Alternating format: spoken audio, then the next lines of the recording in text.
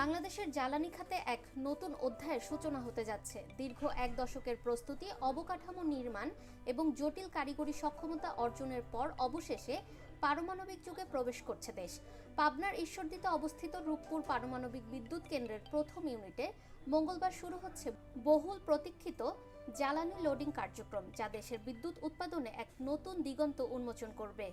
সরকারি সূত্রে জানা যায়, গত 16 এপ্রিল এই ইউনিটে জ্বালানি প্রবেশের লাইসেন্স পাওয়া যায়। প্রয়োজনীয় সব প্রস্তুতি সম্পূর্ণ হওয়ার পর মঙ্গলবার বিকালে আনুষ্ঠানিকভাবে ইউরেনিয়াম জ্বালানি লোডিং কার্যক্রম শুরু হবে। এর মধ্য দিয়ে বাংলাদেশ আনুষ্ঠানিকভাবে পারমাণবিক বিদ্যুৎ উৎপাদনের পথে অগ্রসর হচ্ছে। রূপপুর পারমাণবিক বিদ্যুৎ কেন্দ্রে জ্বালানি লোডিং কার্যক্রম শুধু একটি প্রযুক্তিগত ধাপ নয়, বরং এটি বাংলাদেশের জন্য একটি ঐতিহাসিক অগ্রযাত্রা, যার মাধ্যমে দেশ আধুনিক, টেকসই ও নিরবিচ্ছিন্ন বিদ্যুৎ ব্যবস্থার দিকে আরও এক ধাপ এগিয়ে যাচ্ছে, যা দেশের প্রযুক্তিগত সক্ষমতার এক গুরুত্বপূর্ণ মাইলফলক। ফাহমিদা বিনতে আনোয়ার, নিরপেক্ষ।